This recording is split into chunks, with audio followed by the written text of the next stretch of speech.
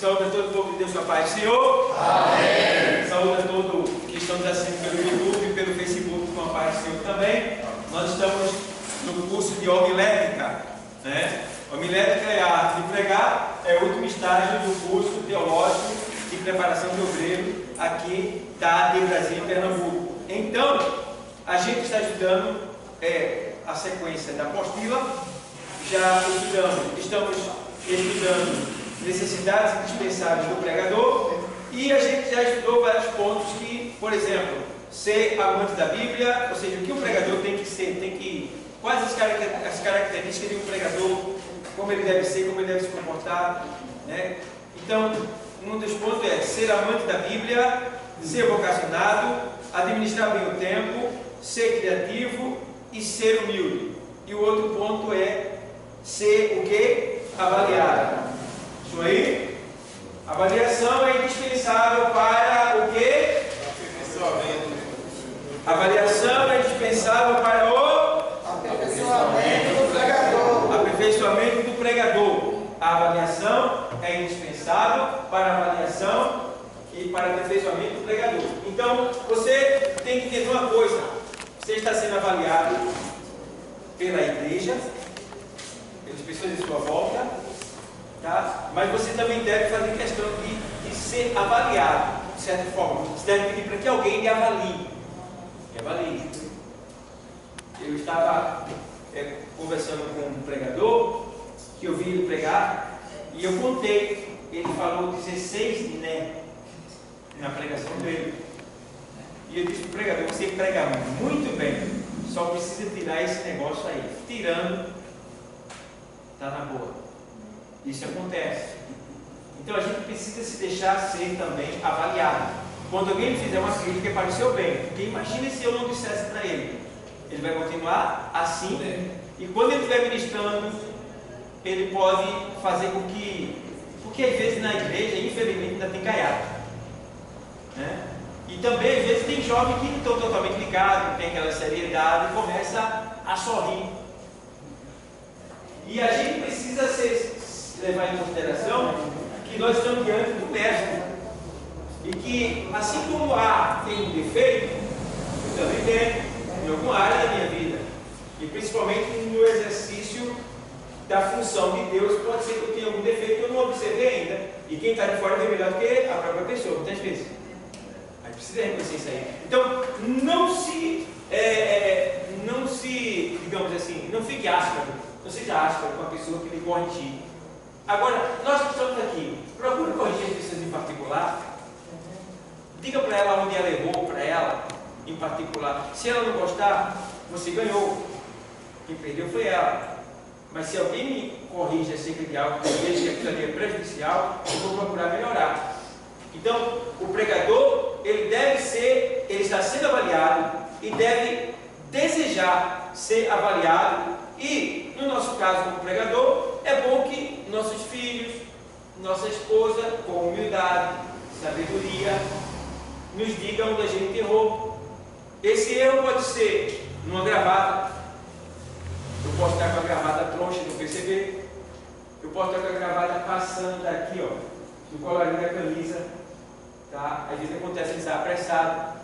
Já teve momento de eu sair de casa, sair feito soldado, uma perna da calça solta e a outra da meia. Eu saí nas carreiras pregando, chegou, e eu estava no púlpito ali pregando, e alguém fez o sinal para mim, da família, mas não entendi o que foi. Depois que eu me lembrei que a calça estava dentro da meia. Isso acontece?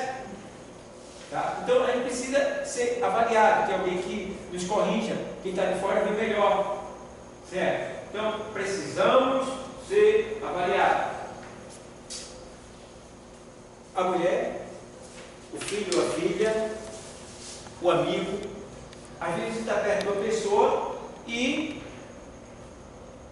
a sujeira do nariz está pulando fora. Você vai deixar? Você vai dizer: ó, teu nariz está sujo. Pronto, você deve correr e procurar se limpar, né? Eu já tive que avisar a 2 mulheres que ela estava menstruada. Coisa horrível. Por quê? Era para as mulheres avisar, mas eu fui que tive que avisar. Coisa errada, covardia também, né? Fica mais fácil para a mulher.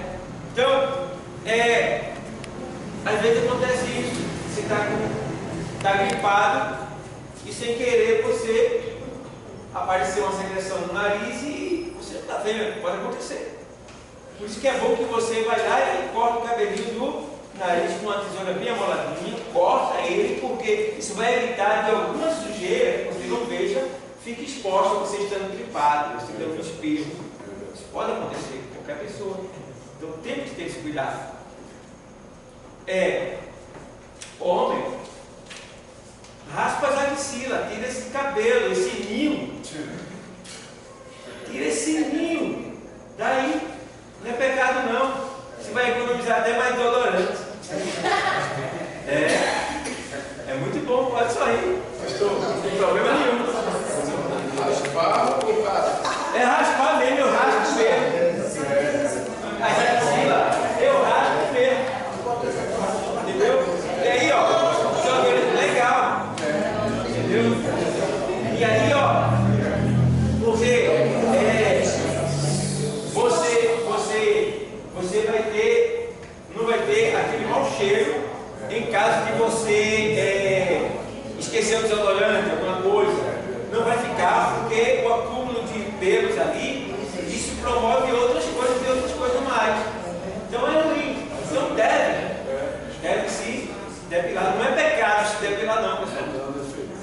Não é correto a pessoa tirar a sobrancelha que tem um risco. Isso não é correto. Porque se tu não quer a sobrancelha, tem que ter um risco.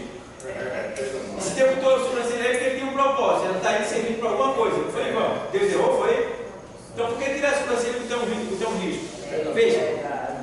O diabo deu uma pedrada ali. Quer você fazer isso? Não existe. Agora, também sou a favor. Minha sobrancelha é muito feia. Não tem nada não. Vai lá no esteticista,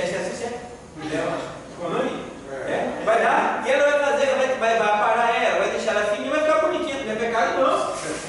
Agora eu acho errado você tirar, porque tem um ali com propósito. Entendeu? Tem muita coisa. Para que uma mulher ficar com a perna cabeça parecendo um sabinho, parecendo um gorila. Se ela quiser depilar, é algum pecado nisso? Não é pecado. E daí? Pecado é ela ficar com aquela perna de homem. Entendeu? Então, tem coisa que eu falaria, isso é pecado. Não é pecado. Pecado é eu fazer mal ao meu próximo. Pecado é eu ir contra a natureza de Deus. Entendeu? Aí, está errado. Desde que eu não me siga, desde que eu não venha me autoflagelar, pode falar. Que hoje em dia a maioria dos jovens estão todos se depilando. Agora tem um porém. Estão se depilando por quê e para quê? Deus está vendo isso. Entendeu? Tudo que eu faço tem um pré-julgamento, tem um julgamento.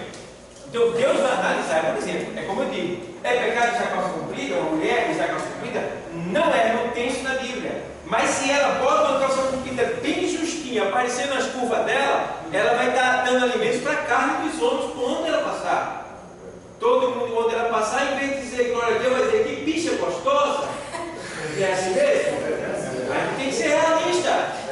Vai dar glória a Deus ou ao diabo? Ao diabo. Então ela tem que colocar uma calça decente, que não seja tão apertada, que não venha desenhar suas partes, expor, né? Porque tem mulheres que têm um corpo mais avantajado, isso é natural.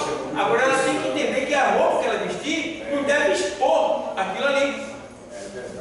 Porque dependendo da roupa, ela vai expor mais ainda a avantajação dela. Se ela é avantajada, vai expor mais ainda. Então, a gente precisa analisar isso aí, pessoal. O que é pecado e o que não é. Isso tem coisas que as igrejas estão usando por isso. Isso é dogma. Dogma é coisa que não tem na Bíblia. Não tem na Bíblia. Então, não é pecado você fazer uma depilação, sabendo, porém, que aí ele não pode. Não é pecado, mas tudo tem um preço. Digamos, vou ser bem claro para vocês. Digamos, uma mulher ou um homem que depila suas partes íntimas, seus órgãos genitais, ele vai estar mais exposto a pegar um micróbio, uma doença, quando se sentar em determinado local, dependendo do lugar. Porque o cabelo ele protege. Entendeu? Os pelos eles foram colocados para proteger. Se você analisar direitinho, vê esse espelhinho do olho, como ele protege dos olhos. É o cílio, né? Protege demais nossos olhos, rapaz. Protege. Né? Vê o pelo do nariz. Essa secreção que tem dentro do nariz, essa cera que tem dentro do nariz, aquilo ali, ela existe para segurar as impurezas que entram pelo nariz. Aí a secreção segura, não deixa passar. Entendeu?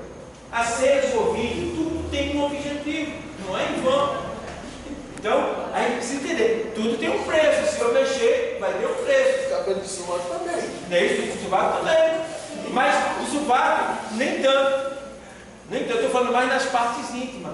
Porque, se você analisar direitinho, você não fica exposto no sovaco, né? Só quando você abre as asas ele está exposto. Mas sentar, né? As partes. Então, e hoje com as roupas íntimas, que não tem nenhuma proteção, porque antigamente as roupas de mulher protegiam a mulher. A calcinha íntima dela era semelhante a um short, protegia a mulher. Agora não, ela é estilo asa delta. Ela veste, dá 2 passos, ela entra de pé para dentro, acabou. E aí, quando ela senta, ela está nua. Quando ela senta, está nua. Tem o calor daquilo ali, o micróbio dependendo. Se ela tiver com uma saia, uma calça forte mesmo, ela pode pegar o micróbio em qualquer momento. Vai sentar numa bacia com ele, pode pegar. Então, os pelos é justamente para isso, para retardar o ataque das partes. Você vai ter tempo, daí vai. Entendeu, pessoal? Tem tudo isso envolve. A gente está falando sobre o cuidado do bebê, sobre a médica, sobre a avaliação. Né? Eu fui um pouco além, mas não foi em vão. Então, veja bem. O pregador deve se deixar avaliar. Então, peça para que alguém te avalie como você está. Eu já vi cada pregador mal organizado, desorganizado, cada coisa esquisita. Né? Oi, a gente vai ver tudo, daqui a pouco vai chegar isso, tudo bem? Oi. É certo, eu peguei quando eu fui ler a palavra, para começar a pregação e tal. Aí eu abro aqui, Romanos 6. Aí eu leio do primeiro ao 20º. E vou lá em pé. E eu lendo, sendo que tipo, eu vou estar lá em pé. E eu lendo, aí tem vez que eu erro, aí tem vez que eu volto. Tipo, é necessário eu ler todos esses versículos, eu posso ler o primeiro, que depois a gente sentar e explicando os próximos. Você tem as duas opções. Se você tiver a intenção de ter a igreja leiga, né, para ficar ciente e também exercitar, pode ser. Agora, por ser muitos versículos, vai tomar muito tempo. Muito tempo. Então você pode ler até certo ponto e explicar para eles, né, para as pessoas. Não é errado. Agora, o propósito do pregador deve ser sempre ganhar tempo para poder explicar melhor a palavra. Então, muitas vezes se gasta 8, 7, 6 minutos só na leitura, esperando o povo achar, lendo a palavra. Né? Porque nesse caso aí teria que ser feita uma leitura responsiva. Você lê um versículo, a igreja lê outro, que é para não ficar aquela coisa sem graça, sem gosto. Né?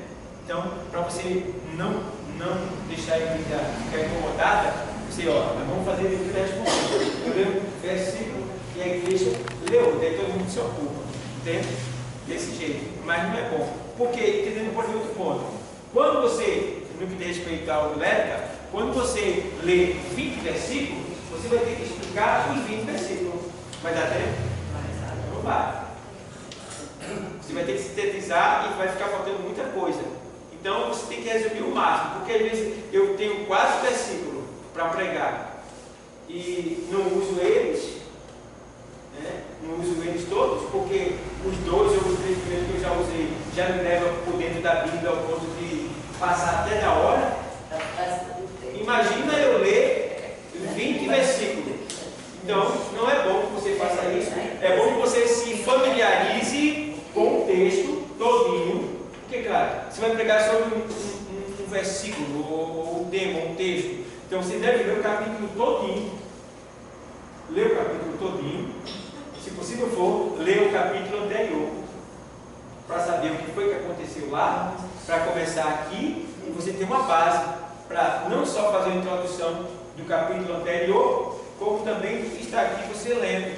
Então, é bom que você se familiarize com o texto que você está lendo, que você vai pregar, para você saber passar para as pessoas a verdadeira informação.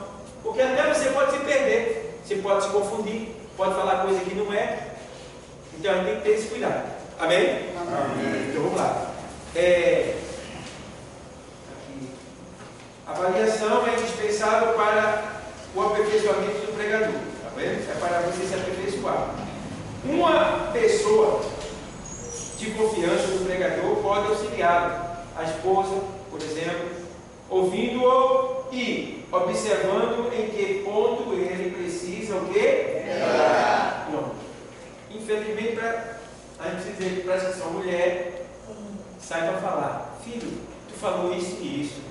Eu acho que tu deveria falar assim. Tu não acha melhor? Entendeu? Sem aquela coisa de tu errasse aqui. Não é assim. É com carinho. É da maneira que você gostaria de ser corrigido. Tem gente que é grosso. Se converter quando tu é grosso. É triste isso. Aí quando se converte, tem que procurar ser melhor. O nosso tom de voz, nossa forma de falar, de tratar, deve mudar, deve melhorar. Não pode ficar com o mesmo tom de voz, o mesmo comportamento. Não pode. Parece que você não morreu com o mundo. Continua ainda do mesmo jeito. Então, é necessário que a gente aprenda a ter modos de falar, modos de se comportar, de se vestir, de sentar, de levantar, todo sentido. Mudar. É novidade de vida. As coisas delas já passaram. Então, aqui diz, observando em que ponto ele precisa o quê? Melhorar. Vocabulário, dicção e etc. Vocabulário, dicção. Certo? Tudo tem a ver com oratória, falar. Sugiro também que todo pregador, vez por outra, grave o quê? Seus sermões. Depois faça o quê? Ouça. A fim de fazer a sua própria avaliação. Você tem que ver como é que você está. Eu faço isso constantemente. Toda a minha pregação eu escuto ela. Escuto ela todo dia, é muito bom, muito bom. Eu vejo os detalhes, eu até me alimento, porque às vezes ele está pregando e não se alimenta. Os outros se alimentam mais que a gente. A gente está ligado no céu, sempre aprendendo de Deus, mas o ensinamento mesmo, a gente absorve ele melhor quando ele está no lugar mais sozinho, ouvindo aquilo ali. Aí é bom, é bem melhor. Então, cabe a você ver o que você está falando para as pessoas, como você está falando. Às vezes tem coisas que são repetidas, que não tem necessidade de você repetir. Entendeu? Então você precisa gravar você e ver. Graças a Deus que eu tenho um recurso de filmagem, né, na igreja, e todo mundo dá para ver como é que está cantando, né, como é que está pregando, saudando a igreja. Dá para ver tudinho, eu fico só observando todo mundo. Né? E tem pessoas que tem certas coisas que eu nem posto, porque eu digo, o negócio que está feio demais. Vou nem postar.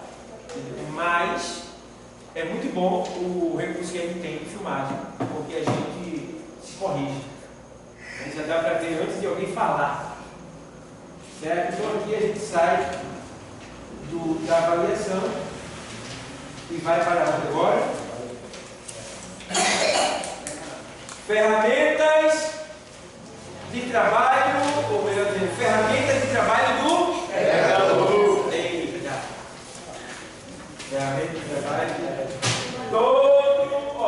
Todo profissional, ele só pode ser todo profissional, ele só pode ser eficiente, ter sucesso no que ele faz se ele tiver a ferramenta de trabalho. Se ele não tem ferramenta de trabalho, o serviço não vai ser bem feito, não vai ser concluído com eficácia e vai causar escândalo, vai ser vergonhoso, o negócio vai ficar feio.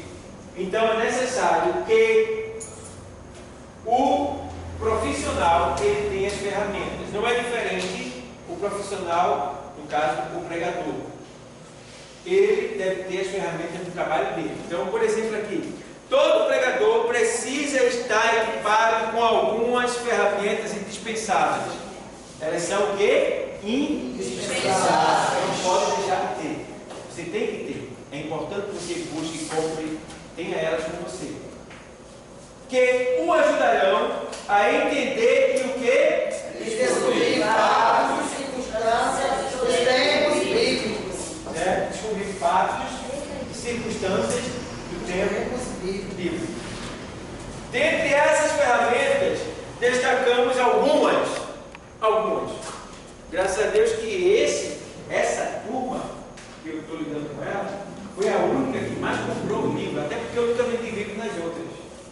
Mas essa foi bem diferente, essa turma. Uma turma mais adulta, mais cabeça, mais preparada, assim, tem mais desejo de aprender, de buscar. Então, houve algo a mais nessa turma, eu percebi, pela compra dos livros que vocês fizeram, né, dos investimentos que vocês fizeram. Por quê? Porque eu vi que vocês compraram livros específicos para o que vocês estão o quê? Aprendendo. Então, por exemplo, aqui a gente vê que as ferramentas, ou seja, destacamos algumas delas. Primeiro, um comentário bíblico para o quê? Para esclarecer os pontos obscuros. Pontos que você não entende. Então, por exemplo, aqui, eu tenho um comentário bíblico, eu tenho vários. Eu tenho só esse daqui para mostrar essa ferramenta. Eu tenho um comentário bíblico aqui do Novo Testamento. Ah, o Zoom, cadê? Eu tenho um comentário bíblico aqui do Novo Testamento de Mateus Henry. É um escritor muito bom, um tradutor muito bom, Mateus Henry. Então aqui é o Novo Testamento. São 6 livros desse, eu trouxe só um para vocês verem. Então, Mateus Henry, comentário bíblico do Novo Testamento. E eu tenho ele também, o Antigo Testamento. O mesmo, Mateus Henry, o Antigo Testamento. Então eu tenho um comentário bíblico que me faz entrar no versículo, no texto que eu estou lendo, para ver qual é a linha de pensamento desse escritor, o que ele escreveu acerca daquele acontecimento, para juntar com aquilo que o Espírito Santo tem me mostrado e tirar uma conclusão para poder explicar para as pessoas.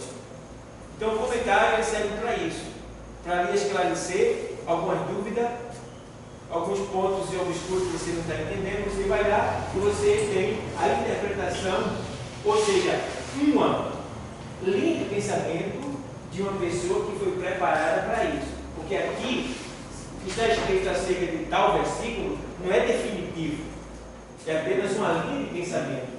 Outros vão ler e vão ter outra linha de pensamento. Sabemos, porém, que a linha de pensamento ela deve convergir, ela deve ter o mesmo propósito, certo? Não é que eu acho uma coisa e fulano achou outra porque ele acha que é assim. Não, é o que a palavra está dizendo. Amém? Estou entendendo? Então, ó, comentário bíblico, você já sabe, né? Aqui a gente tem ele, que é o Mateus Henry. E também vai servir para tirar a nossa dúvida, né? É. Para alguém que meio a gente abordar alguém que tem uma dúvida, ele vai auxiliar também. Você pode pedir o tempo para tirar essa dúvida depois. Então, por exemplo, um dicionário bíblico para o quê? Descrever personagens, lugares e conceitos. Pronto. Um dicionário bíblico. Eu tenho aqui alguns deles. Esse aqui, dicionário bíblico, estudo do livro bíblico. Tá? Ele não tem tudo isso aqui, mas tem algumas coisas que vai lhe ajudar. Não pense que você vai encontrar tudo no dicionário. Eu tenho vários dicionários e ainda falta mais, porque eles não trazem tudo.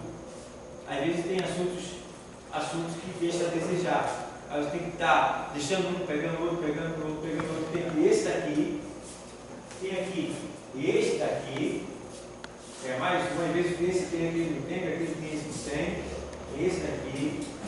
Eu tenho esse daqui, dicionário teológico, certo? Então, está aqui, um dicionário bíblico para você descrever personagens, lugares e conceitos. Uma concordância bíblica para o quê? Localizar o texto desejado. Tem aqui essa enciclopédia de Orlando Boyer, escritor muito bom, cara. Então aqui tem vários textos, digamos, água, morte, dor, carne, essa concordância. Então você tem vários versículos, tá, sobre aquele assunto que você está procurando, e você vai achar na Bíblia com mais facilidade, porque aqui está tudo escrito sobre aquele assunto, sobre aquele tema, digamos, né? Então, é uma concordância bíblica. Você também tem essa concordância bíblica na sua Bíblia. Quando a Bíblia diz tudo, ela tem, no final da Bíblia, ela tem lá uma concordância bíblica para você encontrar alguns temas bíblicos nela mesma. Certo? Então, aqui fala também de o quê? Mapas bíblicos para visualizar lugares e rotas, é isso? Mapas bíblicos. Eu tenho aqui um livro que mostra alguns mapas, né? Mas esses mapas,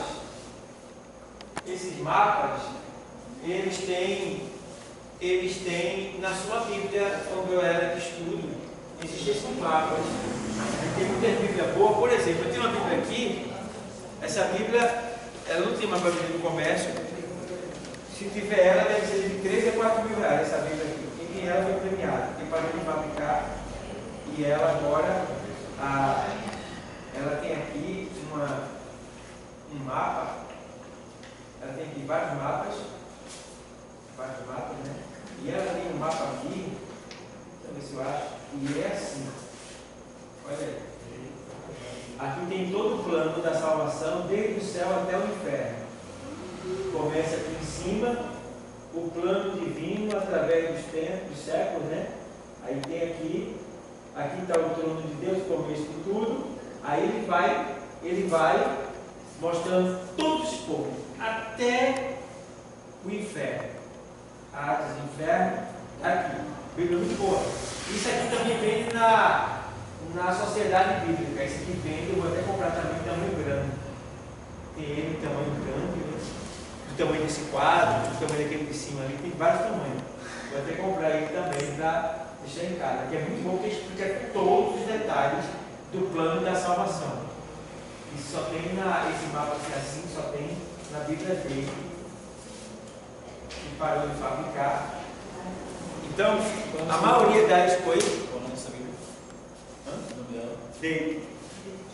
Aí você vê que as Bíblias elas têm esse mapa, porque o mapa, você vai dizer assim, a mulher, os discípulos saíram lá do caminho de Emaús, correndo para Jerusalém.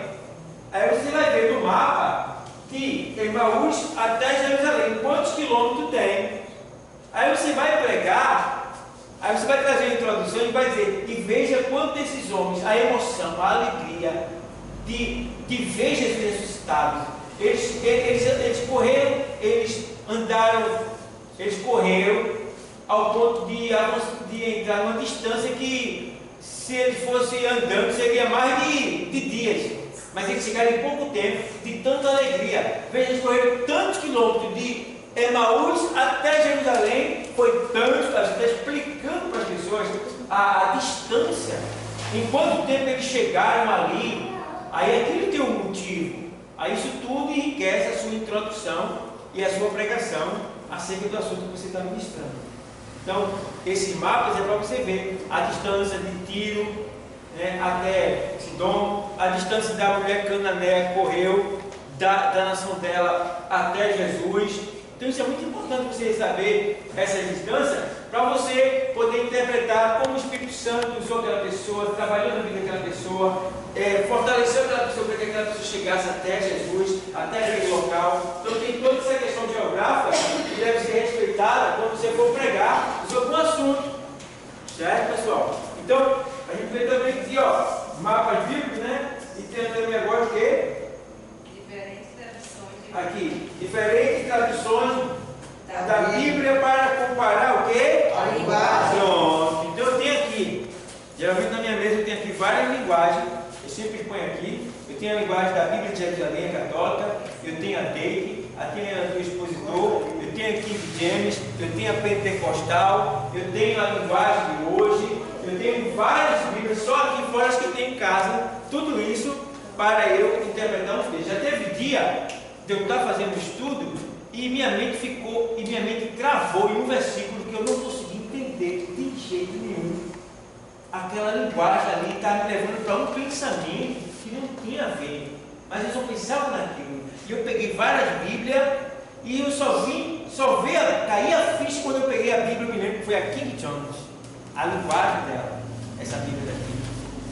Essa King James daqui, ela foi feita por um rei que era amante da palavra de Deus. Então ele pagou caríssimo para alguns tradutores virem trabalhar para ele, para traduzir uma Bíblia para ele, para ser fiel ao original. Então essa Bíblia é muito boa aqui, entende? E a linguagem dela é erudita. E aí quando eu fui nessa Bíblia, depois de ler umas 8 assim, que não estava dando, aí quando cheguei nela, caiu o leque assim, meu Deus, eu fiquei feliz. Então é importante que você tenha várias linguagens de Bíblia, para que você possa interpretar, ver a diferença de um texto para o outro. Você vê que eu sempre falo isso. Num texto, numa Bíblia, diz assim, mancebo. Em outro texto, diz assim, rapaz. Em outro texto, diz assim, moço. Em outro texto, pode dizer assim, jovem. Quer dizer, tudo é mancebo, tudo é jovem, tudo é uma pessoa só, mas com várias linguagens. Então a gente precisa ver uma pessoa que é novo convertido. O mancebo chegou até aí, o cara vai dizer, mancebo? O que é mancebo? Tem a ver com mancebo? Será que é pegar a gente gordo demais, ou alguma coisa parecida? Você não vai entender. Então precisa ter o quê? Várias Bíblias para poder entender. Por isso que eu aconselho que os novos convertidos, que tem a Bíblia que a gente tem, que é a tradicional nossa, que a gente usa, ele compra também uma Bíblia na linguagem de hoje, custa 10, 15 reais, que ele vai ler a Bíblia tradicional e vai ler na linguagem de hoje, ele vai ficar assim, boca aberta, porque ela é tão útil na linguagem de hoje. Então eu fiz isso há 21 anos atrás, eu li essa Bíblia daqui, a Pentecostal, eu li as duas, ela e essa, que na verdade não era essa, era a primeira Bíblia que eu tinha de estudo, mas depois eu terminei com ela. Então eu li as duas Bíblias. Qual o preço dela, pastor? Isso aqui é 15, 20, 10 reais, vai depender do local que você comprar e o tamanho. Vai lá, você compra. Se você quiser uma de estudo, ela vai ficar um pouquinho, dá 35, 40 reais, 50, dessa daí, na linguagem de hoje. Aí você compra, porque você lê a sua, aí depois você não entende a sua, você lê na linguagem de hoje. Você tem uma explicação melhor, entendeu? Sobre aquele assunto, tá bom? Então, diferentes tipos de Bíblia para você compreender melhor a linguagem bíblica, interpretar melhor. E aqui agora, livro sobre a história, né? Livros sobre a história e cultura do Novo e do Antigo Testamento. Eu tenho aqui, ó. Olha, comentário histórico cultural do Novo Testamento. Vem aqui. Muito bom isso aqui. É delicioso essas coisas. Você vai lá, quando você entra para estudar, você vê os detalhes que vale a pena. Tem aqui, ó, Manual dos Tempos e Costumes Bíblico. Isso aqui é muito bom. Vocês compraram. Eu vendi bastante para vocês aqui, desse daqui. Foi muito bom isso aqui. Muito bom mesmo. Você saber como é o casamento, o que significa o casamento, como era feito o casamento, as roupas que se usavam, como o noivo tratava a noiva, como era o que é ser desposada. Então, isso é muito bom. Você vai pregar um assunto sobre casamento, sobre noivo, né, noivado, você tem um texto aqui, ele dá uma explicação para você. Aí eu tenho também aqui o quê? Vocês compraram também, que é tipologia bíblica. O que significa a pomba, o pão, o cálice, a coroa, o cordeiro, o peixe, o cravo. Tipologia bíblica. Você saber, entender aqueles elementos, o que está ali. Por exemplo, o livro de Levítico mesmo é um livro cheio de palavras que você vai ficar perdidão. Puxa, a bacia, a pia, né, os utensílios do templo, a arca, o tabernáculo. Então você pega um livro desse, aí ele vai, pega um livro desse, ó, sombras, tipos, mistérios da Bíblia. Ó, você enriquece.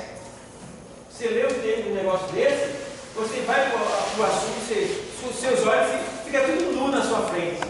Você vai trazer uma mensagem para a igreja que todo mundo vai entender. A pessoa vai ser alimentada e fortalecida. E é isso que segura as pessoas. É um alimento bem dado, bem preparado. Porque lá em Mateus 13,19 diz que se alguém ouvir a palavra do rei e não entender, vem o maligno e arrebata aquilo que foi semeado. Então cada palavra é uma semente. Se você não semear, não plantar bem a semente, ela vai ser comida. Ela não vai ter, aí que ela brote, ela não vai ter substância, não vai ter firmeza. Então precisamos ter esse cuidado.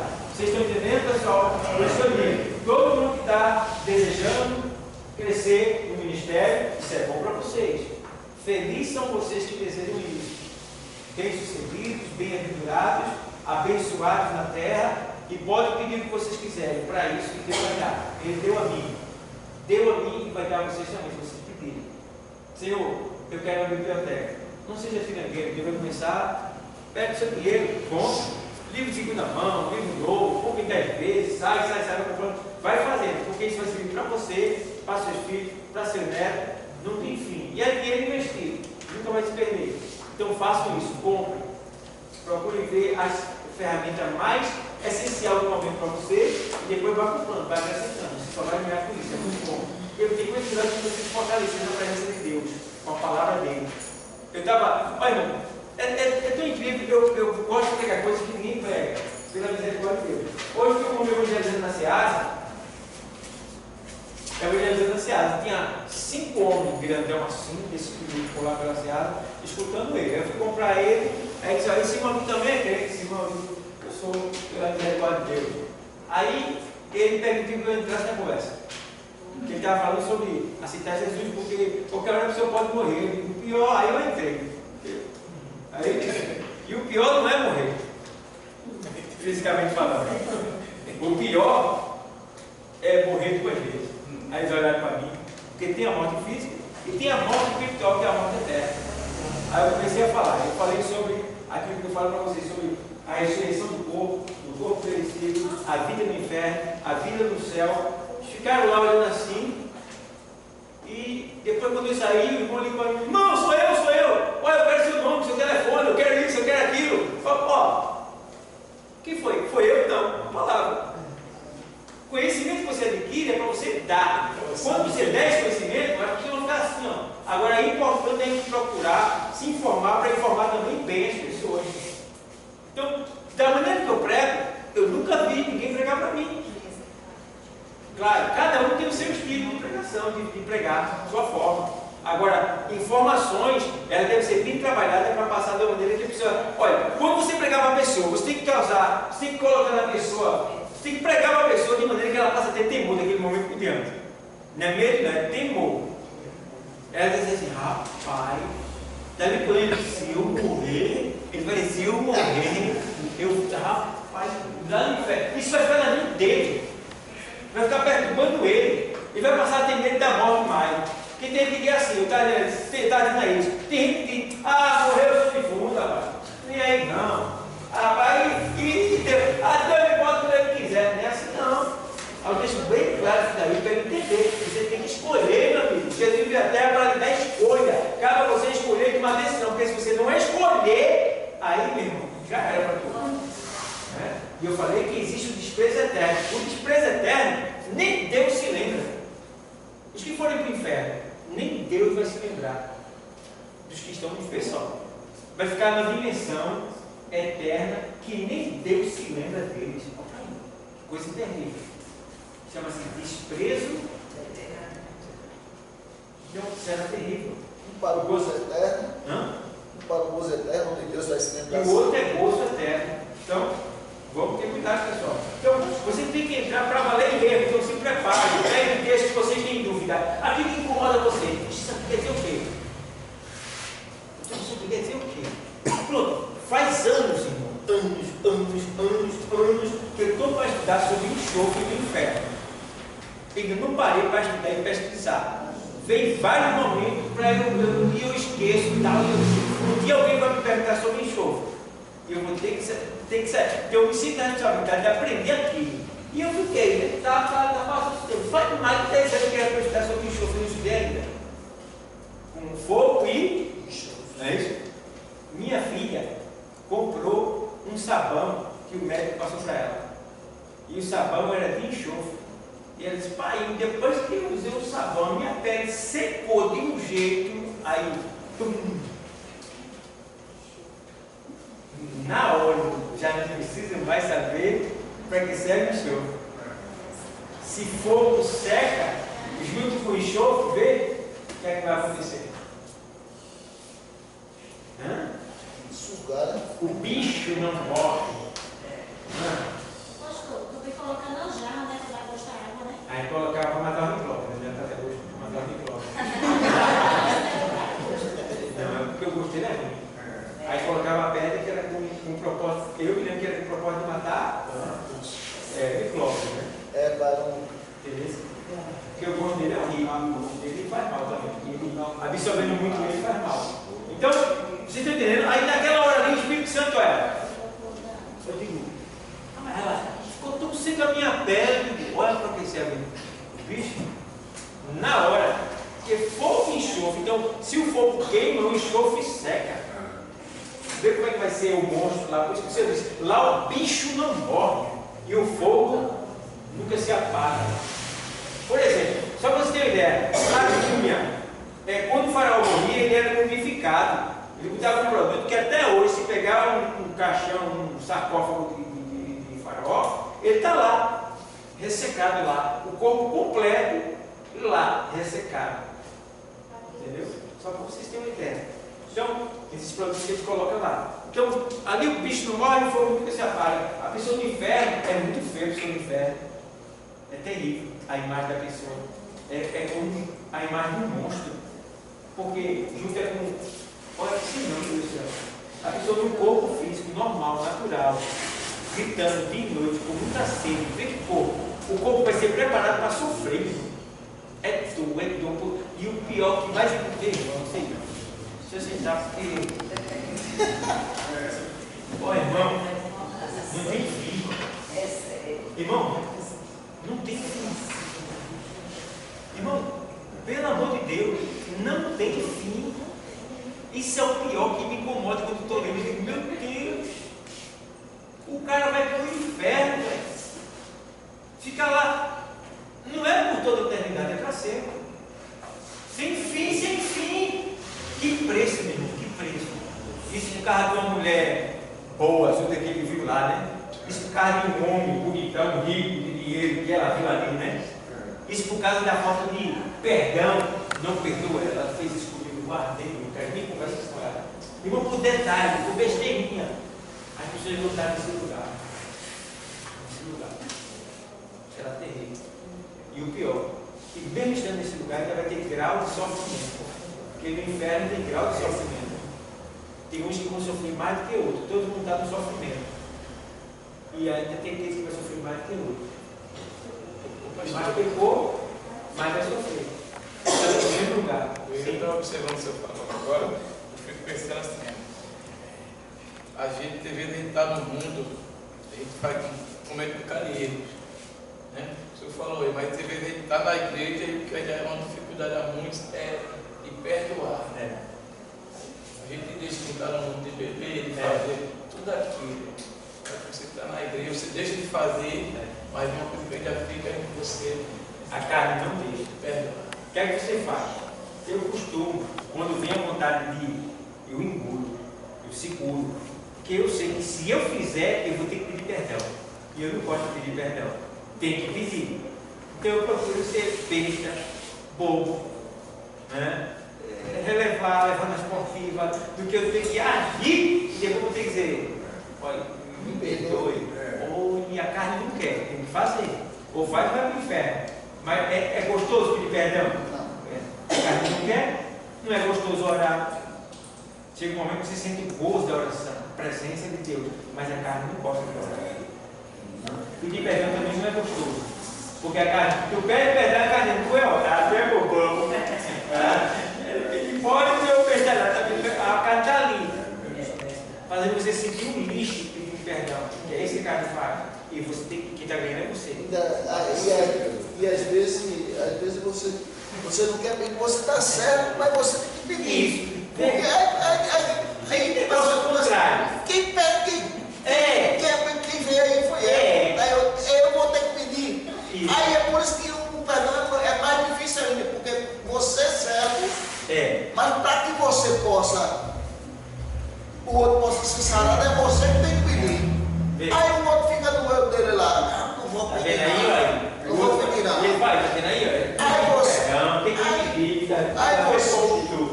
E Aí por isso que os povos dizem, tu que é forte, suporta os fracos. Porque Porque se você não pedir, termina os dois para o inferno. Porque nem sabe você, nem será ele. Então, se você se acha que você foi o agredido, vá ao agressor e peça perdão. E o Senhor disse que se alguém pecar contra ti, vai até ele, tu e ele, só ele. É por isso que saiu lá, ele canta naquele que perdoar é muito mais que estender a mão e dizer eu te perdoo, meu irmão. Usar a voz é fácil, apertar a mão também, mas o difícil é um perdão verdadeiro que se revela, que vem de dentro. Então, o perdão, ele tem que vir de dentro, porque se for um perdão só de boca, estou te perdoando, mas aí ainda tem mais, estou te perdoando agora. Se tu fizer de novo. E o bom é o seguinte: perdão, ele precisa entender uma coisa, você precisa entender uma coisa. Perdoar não é esquecer, perdoar é não cobrar. Falei para vocês. Perdoar não é esquecer, claro que você vai se lembrar. Perdoar é não cobrar. Entende? Perdoa ela, mas não quero assunto com ela. Está cobrando. Está cobrando. Perdoa ela, mas quero a distância dele. Está cobrando. Perdoa, mas ele lá e cá, ela lá e eu cá. Está cobrando. Você só prova que perdoou quando você abraça a pessoa, está pronto para ajudar a pessoa na hora que ela precisar. E principalmente que respeita aqui as coisas de Deus. Se no mundo tem que ser assim, aqui tem que ser melhor ainda. Porque aqui o trabalho depende de ambas as partes. Então se você diz que perdoou e não quer assumir aquela pessoa, você vai atrapalhar na obra, porque vocês dois são úteis na obra. Precisa de vocês na obra. Então, algum de vocês vai estar em falha e vai para o inferno. Agora o pior, crente, irmão, vai para o inferno, irmão. Eu vou lá ministrar a cerimônia fúnebre lá, todo mundo vai dar, mas agora descansou, né? Descansou? Descansou o quê, rapaz? E chega lá em cima e vou procurar, eu vou procurar. Lá embaixo da quem? Não, está aqui no primeiro lugar não. Deve estar no térreo. Está lá no térreo. Entendeu? Por quê? Mas sapatinho de fogo, pregar, que a turma ficava tudo dirigente, pregador, pastor, diácono e tal, era assim, tal. Não tem nada nele, não. Então, qual setor que está? Já dá para entender.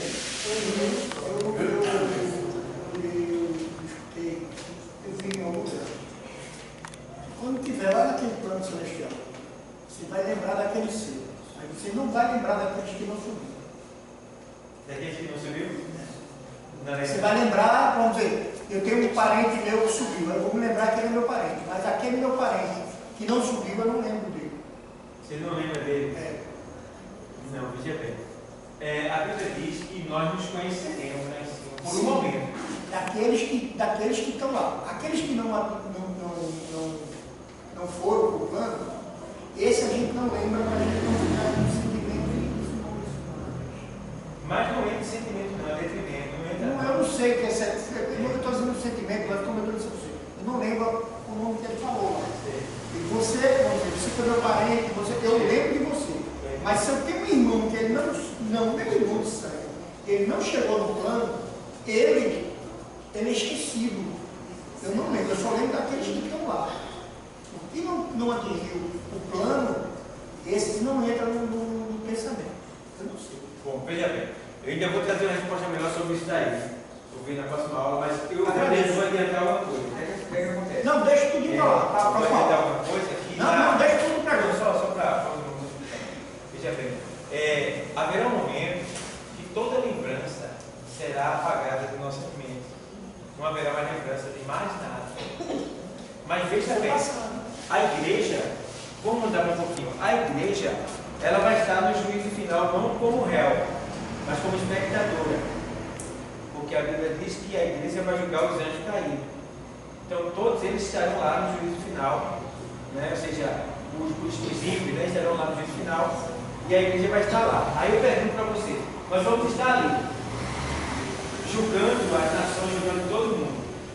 A gente não vai ver aquela pessoa que é justa, ele vai estar sendo condenado. A gente vai ver, entendeu? Sim, mas aí E a gente vai estar no outro plano. não, mas aí eu não estou no plano celestial. Tá, que é o juízo final. Eu só vou no plano celestial, na minha concepção. Depois que eu for julgado. Não, eu estou falando de juízo Se eu estiver final. no plano celestial, se eu já estiver como eu estou dizendo, na terra prometida, eu não sei se é a terra prometida, eu consegui atingir o corpo celestial num plano celestial, tá? Eu estou dizendo, depois que eu passei todas as fases, então ali eu não tenho mais, eu já fui, vamos dizer assim, julgado e fui absolvido, vamos botar assim, e fui escolhido para ficar naquele plano celestial.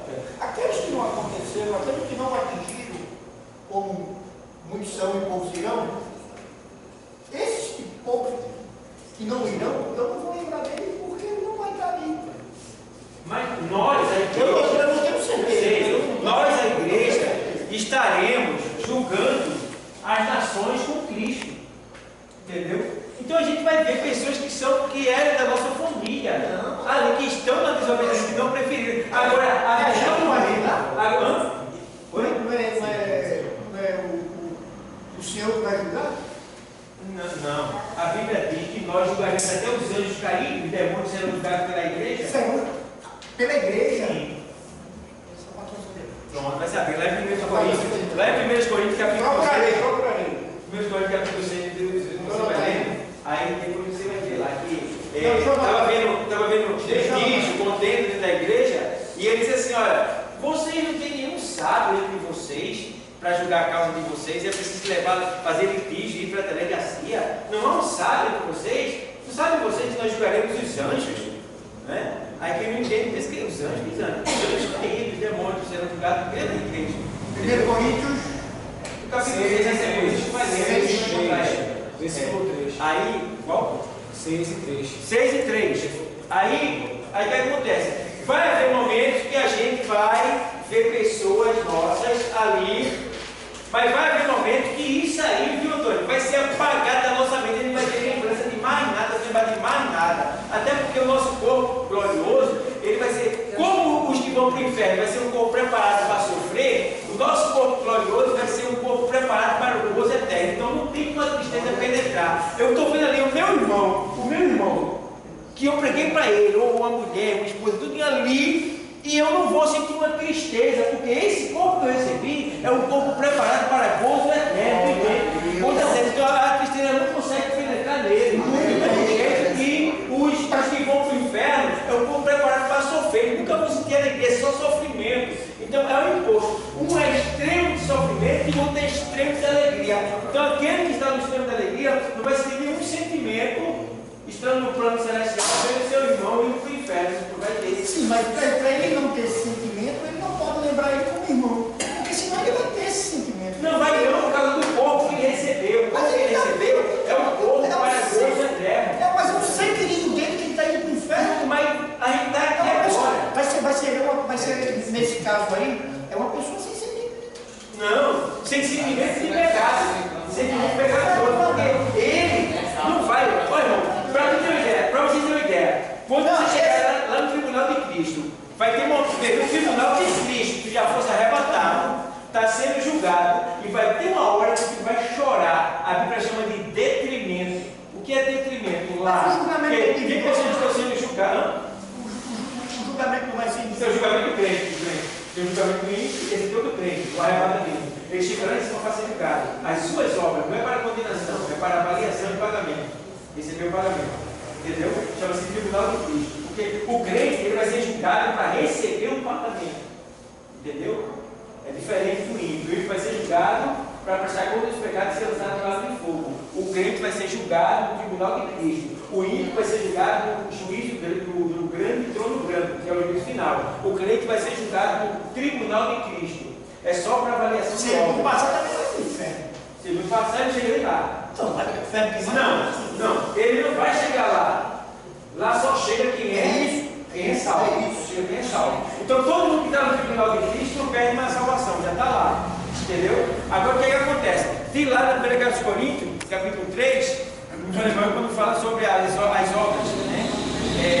Obra de palha, obra de madeira, obra de feno, aí obra de diamante, de pedra preciosa, de ouro e prata, né? Aí ele lista ali as obras.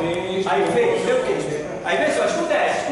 Porque ninguém. Eu não sei se nessa tradução vai falar. Porque ninguém pode por outro pensamento. 1 Coríntios 3. Porque ninguém pode pôr outro fundamento além do que já está posto, o qual é Jesus Cristo. E se alguém sobre este fundamento edificar ouro, prata, pedras preciosas, madeira, feno, palha, a obra de cada um se manifestará, porque o dia a declarará, porquanto pelo fogo será descoberta, e o fogo provará qual seja a obra boa de cada um. Se a obra que alguém edificou permanecer, esse receberá o galardão. Se a obra de alguém se queimar, ele sofrerá detrimento, porém o tal será salvo. Todavia, aparece aqui pelo falar. Se a obra de alguém se queimar, ele sofrerá o quê? Detrimento. É uma rápida tristeza. Eu já estou no corpo glorioso, no céu, diante do Senhor. E por eu não ter feito o que devia ter feito, eu vou sofrer uma vergonha. Não é que ele vai me fazer vergonha. Eu vou ficar envergonhado, constrangido, dizer assim, eu vou sofrer um detrimento por eu estar diante daquele que me salvou, que me sustentou, que me guardou, que me deu tudo e que me salvou. E eu agora reconheci que eu poderia ter feito mais e eu não fiz. Aí veio uma tristeza momentânea naquele momento, porque eu poderia ter feito mais. Fui salvo pela fé, sem ter direito a nada, por amor dele. Isso aí vai causar uma rápida vergonha, um rápido detrimento assim, na pessoa. Veja, já no corpo glorioso, para você entender. Mas isso é rápido, muito rápido, só naquele momento ali. Mas a pessoa vai sentir por não ter feito mais por Jesus, naquela hora. Porque foi salvo pela fé, só pela fé, não levou nada. Tem esse tipo de gente, por exemplo, feito ladrão mesmo. O ladrão foi sem nada. Já conhecia Jesus, mas não fez nada por Jesus. Entendeu? O ladrão conhecia Jesus, mas não fez nada por ele. Então chegou lá pela fé. Somente. E muitos vão ser assim, vão chegar de última hora, vai chegar lá pela fé, quando poderia o tempo todo estar lá, sendo evangelizado, passa com Jesus, vem trabalhar para Jesus, e não trabalhar para Jesus, porque assim, ajudar a tesouro do céu, né? Então o Senhor nos incentiva a ajudar a tesouro, a enriquecer. Ele queria ajudar, porque eu estou aqui. Porque a respeito do que o senhor acabou de explicar, se quando fosse no momento de julgamento, a gente visse alguém da nossa parentela sendo julgado para ir para o inferno, a gente sentiria algum tipo de sentimento, remorso de aquela pessoa estar sendo condenada de uma maneira diferente, a qual seria se fosse salva para o reino de Deus. Mas aí o senhor explicou. Porque o seu corpo ele não vai estar preparado para a tristeza. Ele vai estar muito consciente, é um corpo novo. Um corpo que vai compreender todas essas coisas. Eu cheguei a pensar se a gente, naquele momento ali que a gente estivesse vendo o julgamento daquela pessoa, a gente entra em desespero. Entendeu? Mas o seu corpo é justamente para isso não acontecer, que você vai receber. Você vai estar lá assim, ó, feito Jesus. Imagina, Jesus, vê só, Jesus agora ele está, vem meu filho, eu quero ser teu advogado, eu quero te salvar. Vem. Jesus está assim, ó, pedindo para as pessoas se converterem, pedindo, ajudando o máximo. Naquele dia, Jesus vai estar lá como juiz sério, vai conhecer ninguém, ó, só julgar, olha. Assim, todo mundo vai se admirar, porque vai ver e vai dizer, Jesus, tem misericórdia de mim, Jesus, sente nada. Agora não, Jesus deu a vida dele por nós. Naquele dia, Jesus vai estar lá, olha, como juiz, irmão, assim, justo juiz. Ele não vai derrubar ninguém, não. José, lê aí. Bom, já vem. Vê, Jesus vai estar lá como não conhece ninguém. Agora ele é advogado, naquele dia ele vai ser juiz. Os sentimentos são separados ali. Agora ele está como um bobão. Né? Naquele dia ele vai estar como aquela pessoa assim, bem rica, assim, bem sério. Porque isso é terrível. Mas vamos lá, fica para a próxima semana. O que a gente vai estudar na próxima semana vai ser o quê? A postura do pregador. A gente vai estudar a postura do pregador, tá bom, pessoal? Foi eu que estou terminando, mas é vocês. Não é eu que não estou terminando, não é vocês que estão perguntando, viu? Pai do Senhor para todos, Deus abençoe.